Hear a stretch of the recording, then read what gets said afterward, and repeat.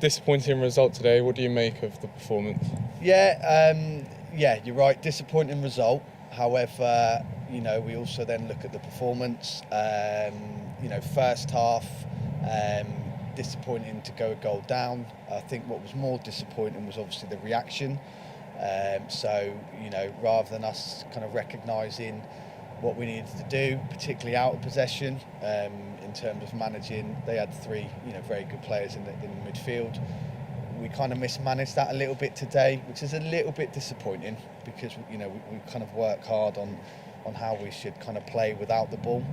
And we, credit to the boys, they were trying to, wanting to do well, and sometimes that can go against you, so that they'd started chasing balls they didn't need to. And, they had some good players, bit of quality, and they just broke us down a bit too much and got in a little bit easy. So, the results disappointing. However, the performance got better as we kind of went through, particularly the second half, when we managed just to sit them down and talk about a couple of things, in particularly without the ball.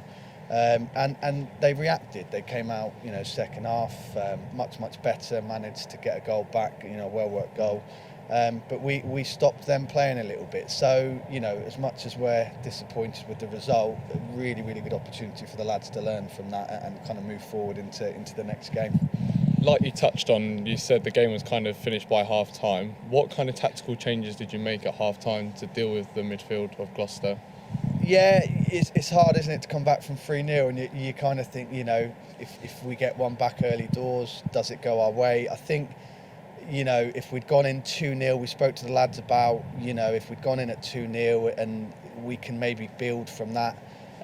We asked them to forget the scoreline, and we really, myself and Jamie Day, spoke about two things really. We just asked them to bring it back to basics, and just simplify what they were doing rather than just running around trying to get the ball back off the opposition, and to also start to recognise when they had the ball and the shape we needed to do or to have, without the ball. And I think, as you can see from the second half, they've credit to them because they've responded to that. They've come out and tried to put that into practice, and they looked much kind of more organised, and they managed the situation much better second half. So we want to look at the positives. That was one of the positives, is the way they kind of just thought about it and came out and applied it. So great credit to the lads there. Of course, you were forced into a couple of changes from the Bedfordshire game due to some football matches being played yesterday. Yeah. Do you think that had an effect on the slow start to the game and the end result? No, not really. It's a squad game. We came up with 17. Unfortunately, we had a couple of lads that have had to pull out the squad because of injuries. We were missing Kai Cornish and Ben McIver-Redwood from the Bedfordshire game. But we still had 17 lads with us, 17 very, very good players. It's hard, isn't it? We want our county team to do well, but at the same time, we respect the fact that they play for clubs and they play for colleges. But I think, sometimes it is frustrating. They are young lads, and I think we've got to remember that.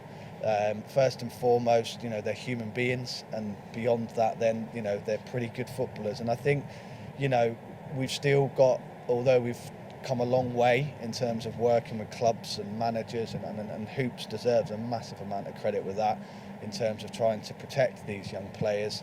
The lads ultimately, need to make a decision about where they kind of feel they will develop at this stage and where they can access the highest level of football. They'll play for their clubs, for the next 10, 15 years and beyond that, really, and at a good level. But they're only going to get one go at playing for their county, and I think we should embrace that. I think it's really kind of put us on the map over the last few years. But the boys can't and have to understand they can't play at this level with niggles. They can't play 2 games in 24 hours as much as they think they can. So I don't think it affected us because we've got good players as a group, but because we had to move personnel, that might have just struggled with them trying to figure things out and work it out. But I think it's about them as young lads, and I've just said to them, they've got to take responsibility and manage themselves in between county games and how much